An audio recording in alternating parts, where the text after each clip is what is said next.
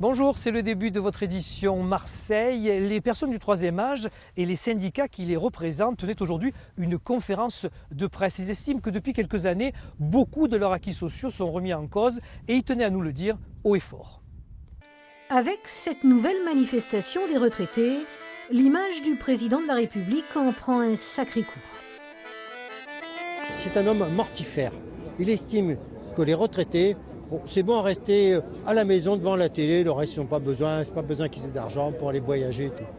Certes, ils n'étaient pas très nombreux sous l'ombrière aujourd'hui, mais le point commun entre tous ces retraités, c'est le ras-le-bol. C'est pas la peine d'être en colère, on sait qu'on va réussir. Réussir à quoi? À ce qui nous rend nos acquis, qui nous a pris. Vous vous rendez compte, je perds moi 64 € par mois. Sur une retraite de 1200 €. Alors, pour le moment, on n'est pas en colère, mais ça va devenir qu'on soit en colère. Perte de pouvoir d'achat, culpabilisation permanente, gel des pensions, les griefs sont de plus en plus nombreux et les critiques acerbes.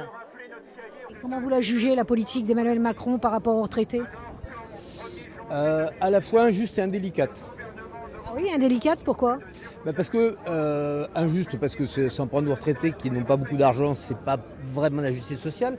Et indélicate parce qu'il s'en prend à une catégorie de la population qui n'est pas très représentée par les syndicats, qui est très difficile à mobiliser. Or, il sait très bien que ça sera pratiquement sans risque. Le bras de fer avec l'État semble donc engagé, car même en petit nombre, les retraités se disent déterminés à défendre leurs acquis.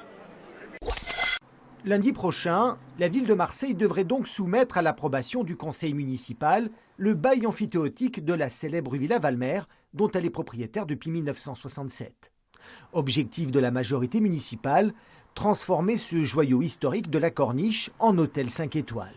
Le coût du projet est évalué à 14 millions d'euros. L'efficacité de l'immunothérapie dans le traitement de certains cancers n'est plus à démontrer. Quant à l'importance de Marseille dans ce domaine, c'est une évidence. Éric Vivier est un immunologiste aux multiples casquettes. Il est à la fois directeur scientifique d'une société de biotechnologie, professeur à l'université Aix-Marseille et à l'assistance publique, et il prépare un livre sur l'apport de l'immunologie dans le traitement des cancers.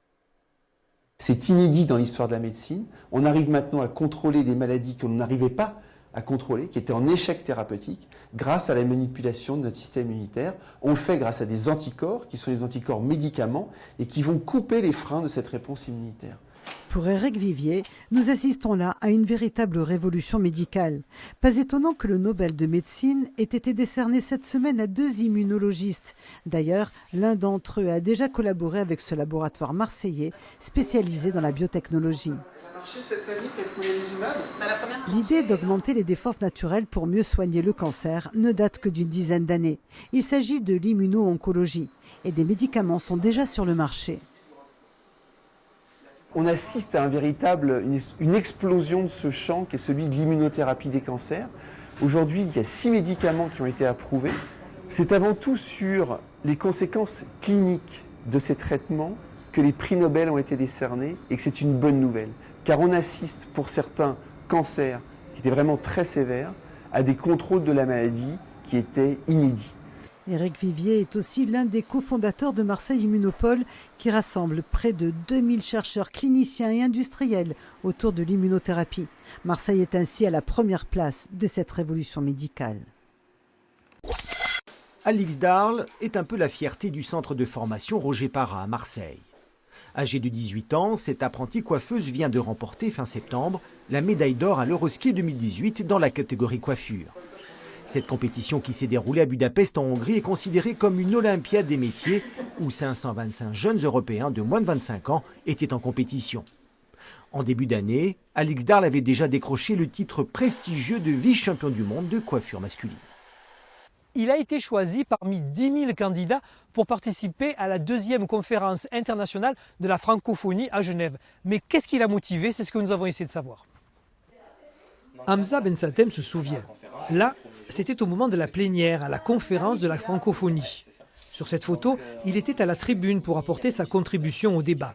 Il explique à Jessica, une collègue de travail, quels ont été les thèmes des discussions. On parlait des valeurs, du vivre ensemble, de l'écologie, du droit des femmes, des discriminations, la formation. Jessica n'était pas à Genève, mais a une idée qui lui tient à cœur. J'aurais voulu venir. L'égalité des femmes surtout, parce que certaines femmes, en fait, de nos jours, elles sont, comment on dit, pas sous-traitées, mais comparées aux hommes, nous sommes, comme ils le disent, inférieurs. Et moi, je ne suis pas d'accord avec ça, parce qu'on vaut aussi, on a notre place en fait. Alors cet après-midi, vous savez où vous allez aller? Oui, à la piscine. Vous irez à la piscine? Hamza est sous-directeur dans une association d'animation à Fondacle, dans le 13e arrondissement de Marseille. Il habite des quartiers nord de la ville. Sa passion, le contact humain. Il aime les autres et ça se voit. C'est sa propre expérience qu'il a mis à profit pour faire des propositions. Moi, j'ai fait une proposition sur la gratuité de la cantine scolaire dans les pays francophones, puisque je me rappelle très bien, en primaire, à la maternelle, il y avait des enfants qui revenaient après la cantine, qui rentraient chez eux, le ventre vide. Et donc, je me suis dit qu'effectivement, il fallait vraiment pouvoir la mettre dans la déclaration des jeunes. Tout cela paraît utopique, mais c'est l'utopie qui fait avancer le monde. Alors, quoi qu'il en soit, les jeunes espèrent bien que leurs propositions seront reprises lors du sommet des chefs d'État de la francophonie à Erevan la semaine prochaine. La cité phocéenne sera donc en 2020 la 4e ville française à accueillir les 2 finales européennes du rugby, après Bordeaux, Paris et Lyon. Une excellente nouvelle pour Marseille qui s'est déjà distinguée sur la scène du rugby européen en 2010 en accueillant la finale de la Challenge Cup. En attendant, en 2019, les finales de cette compétition se joueront au stade St James Park de Newcastle, en Angleterre. Voilà, c'est terminé pour notre édition Marseille. Nous sommes toujours à la cité Fondacle avec les animateurs. Est-ce qu'il y a une expression qui vous vient à l'esprit comme ça? On craint des gains. Ouais, mais on craint des gains. Ça, tout le monde l'emploie dans toutes les cités. Une autre, s'il vous plaît. C'est tarpin bien. Ah, c'est tarpin bien. Ça, c'est bien parce que c'est tarpin bien tout ce que font les animateurs pour les enfants et pour les jeunes et pour l'avenir, bien entendu. Restez avec nous pour le rappel des titres.